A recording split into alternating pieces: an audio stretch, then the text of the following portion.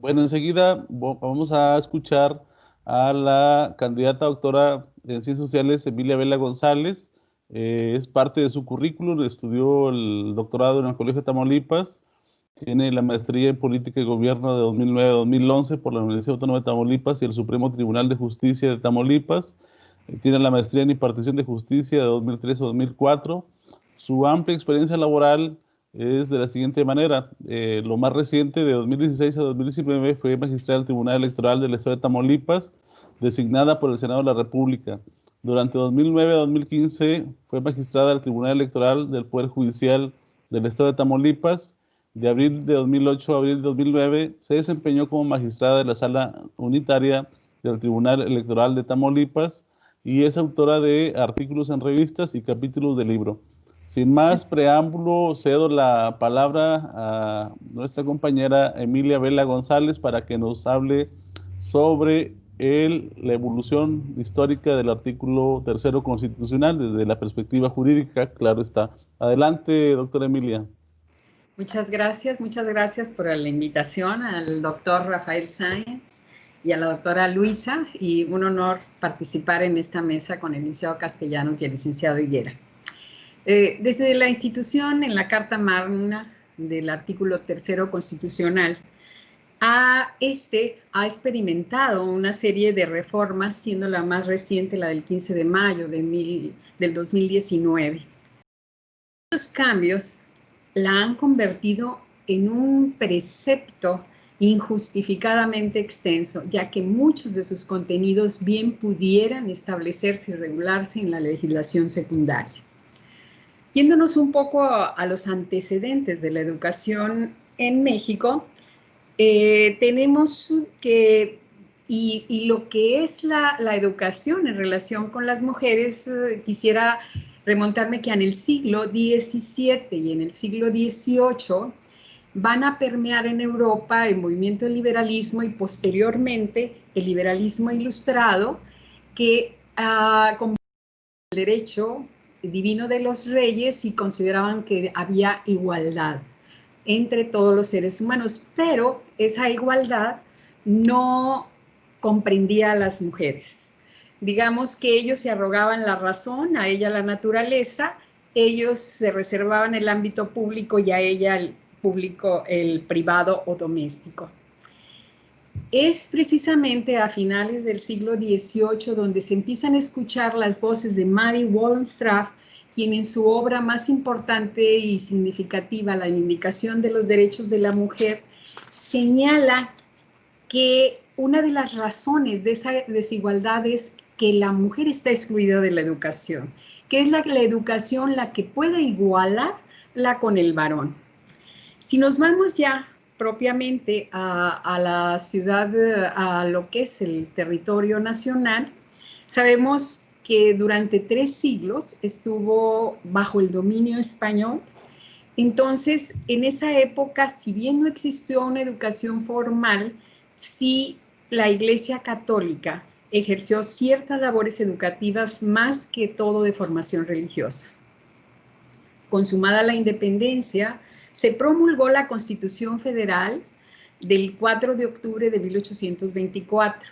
Con respecto a la educación, estableció que eran facultades exclusivas del Congreso General promover la ilustración sin perjudicar la libertad que tienen las legislaturas para el arreglo de la educación pública en sus respectivos estados.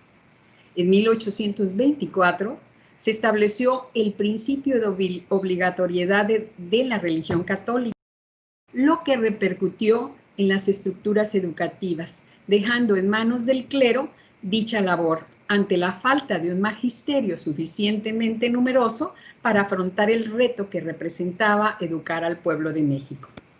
Tratándose de mujeres y con independencia de la larga lucha que durante esta centuria se dio entre liberales y conservadores, la educación que recibían estas estaba enfocada a prepararlas para ser esposa y madre.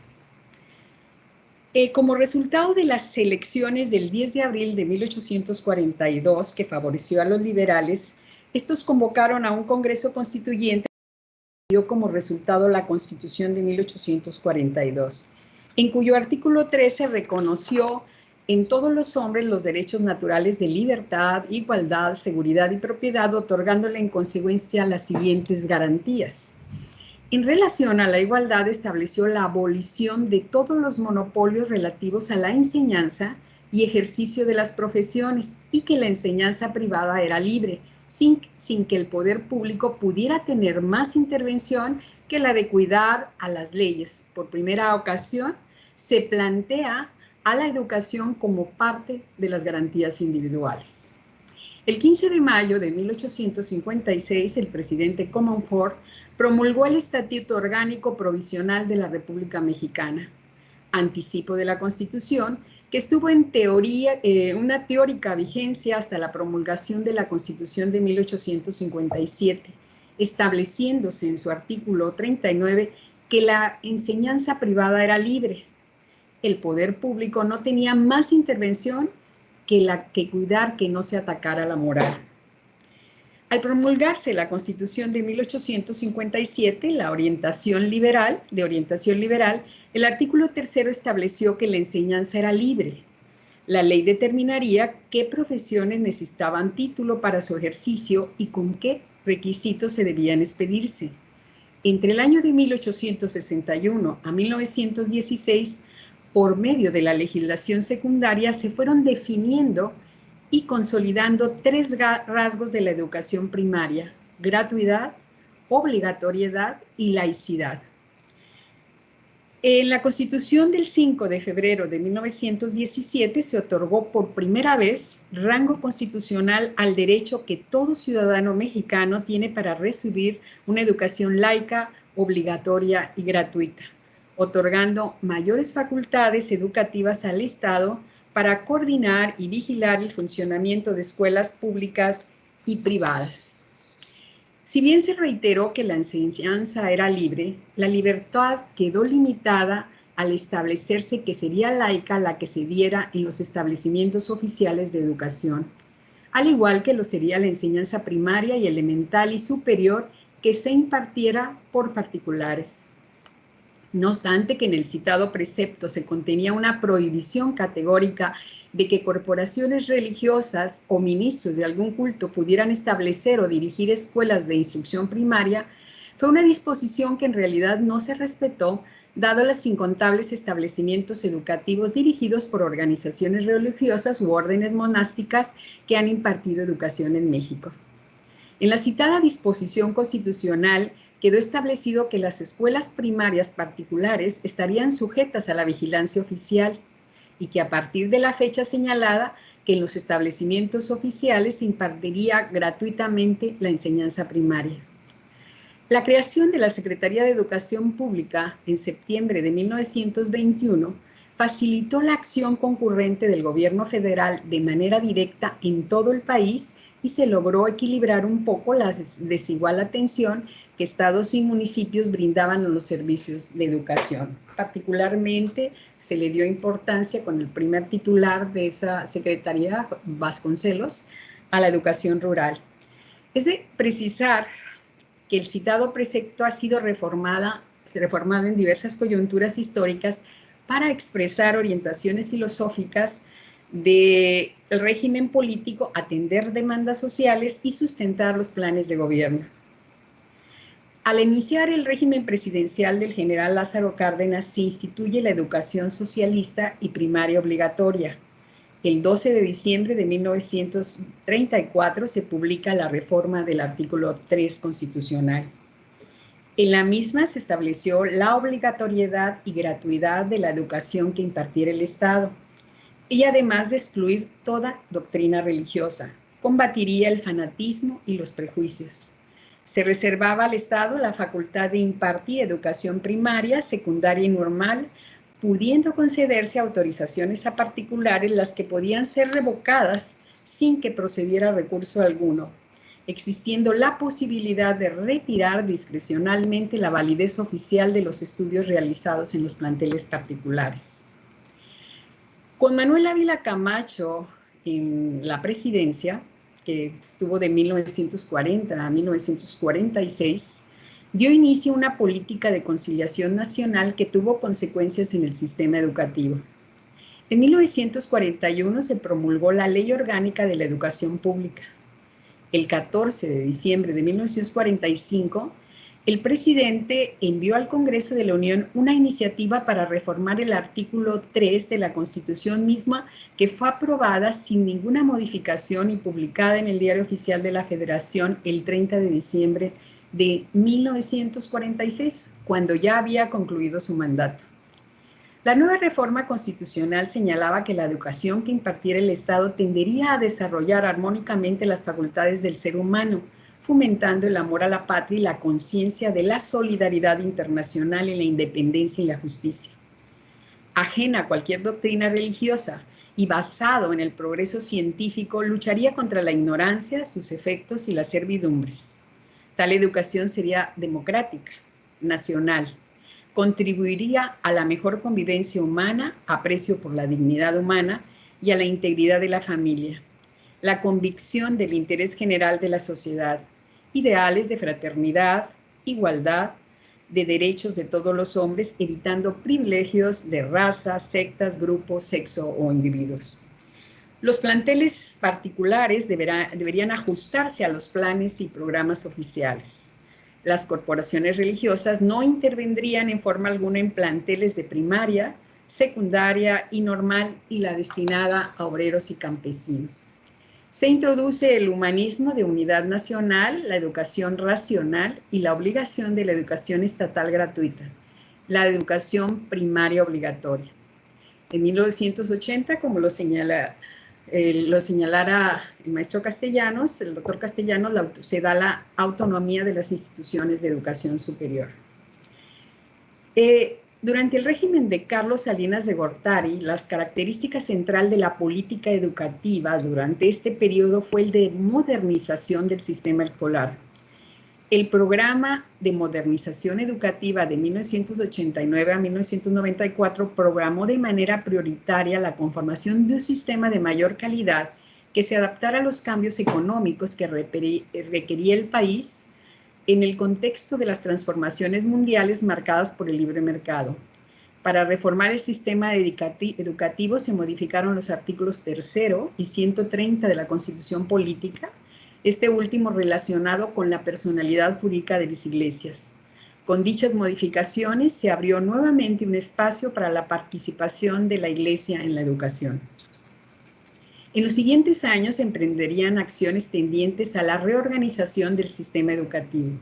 La obligatoriedad de la escolaridad secundaria para los mexicanos se promulgaría la Ley General de Educación en 1993, la búsqueda de la calidad y la equidad educativa con la misma o mayor prioridad que la cobertura educativa, reservándose el Ejecutivo Federal la facultad de establecer los planes y programas de primaria en lugar de los estados. En el 2002 se establece la obligatoriedad de la educación preescolar junto con la primaria y secundaria conforman la educación básica. En el 2011, los fines de la educación básica es fomentar los derechos humanos. En el 2012 se introduce la obligatoriedad de la educación media superior. Y en el 2013 la reforma educativa introduce medios institucionales para garantizar la calidad de la educación obligatoria y cambios sustanciales respecto a la evaluación de los docentes. En virtud de las reformas del 2012 a 2013 se destaca que se buscaba en nuestro país una educación de calidad, con estrategias, plan de acción y la transversalidad del enfoque de la perspectiva de género. Eliminar por los mecanismos más eficientes las prácticas y patrones culturales que dan sustento a la discriminación por sexo, incluyendo la perspectiva de género en la educación. Es de señalar que el género es una categoría de estudio cada vez más utilizada en donde se diferencia plenamente que el sexo es una cuestión biológica y el género es una construcción cultural. La perspectiva de género se incorporó en la reforma del 2012 a 2013 en todos los niveles y modalidades educativas, tomando en cuenta que la escuela es el agente más importante en la formación integral de la personalidad del individuo, debe ser el espacio fundamental para la educación en igualdad de género. Buscó eliminar por los mecanismos más eficientes las prácticas y patrones culturales que dan sustento a la discriminación por sexo. Los docentes, la familia, comunidad, instituciones y diversos agentes de socialización tienen el encargo social de educar las relaciones sociales entre los seres humanos que en ellas se forman. Al mismo tiempo, constituyen vías a través de los cuales se transmiten estereotipos de género en su bagaje histórico y cultural, pero también se convierten en elementos determinantes de cambio en la superación de ellos. Podemos deducir que la perspectiva de género supone una toma de posición política y científica frente a la opresión de género. Los estudios de género hacen visible lo invisible a través de investigaciones, políticas públicas, acciones afirmativas y grupo de apoyo que se traducen en prácticas transformadoras de la vida cotidiana de educandos, docentes, sociedad y diversos actores de la educación. La Ley General de Educación Reglamentaria del Tercero Constitucional impone a las autoridades educativas establecer políticas incluyentes, transversales y con perspectiva de género. El 15 de mayo del 2019, el artículo tercero constitucional experimentó cambios significativos que derogaban la reforma educativa del 2013 y se identificó como la nueva escuela mexicana, cuyo objetivo será el desarrollo humano integral, buscando la equidad, excelencia y mejora continua de la educación, combatir las causas de discriminación y violencia en las diferentes regiones del país, especialmente la que se ejerce contra la niñez y las mujeres. Conforme a la misma, los fines de la educación será promover el respeto irrestricto a la dignidad humana, promover actitudes solidarias en el ámbito internacional y fomentar la honestidad, el civismo y los valores. Como ya se ha establecido en anteriores reformas, queda señalado que la educación que imparta el Estado lucharía contra la ignorancia, sus causas y efectos, servidumbres, fanatismos, prejuicios, agregando que también se luchará contra la formación de estereotipos, lo que sin duda es de gran importancia, dado que es precisamente la subsistencia de los mismos lo que ha impedido una igualdad sustantiva entre hombres y mujeres. Responderá a los criterios de democrática, humanista, nacional, promoverá el interés general de la sociedad equitativa, inclusiva, intercultural, integral y de excelencia. Habremos de esperar su aplicación efectiva. Los tiempos inéditos que vivimos ha obligado a las autoridades educativas, docentes y sociedad a introducir cambios no previstos y adoptar una nueva realidad, lo que sin duda ha constituido un gran reto por afrontar. Muchas gracias. Muchas gracias, doctora Emilia, por sus reflexiones. Realmente es algo muy interesante lo que nos acaba de usted de mencionar. Esperemos que esto abone de manera puntual en el aspecto que queremos ahondar en este congreso, que es la visión jurídica de quienes son formados bajo esa disciplina, y nos permite entender de manera más amplia lo que es el fenómeno educativo a lo largo de la historia de México, pero desde la perspectiva jurídica.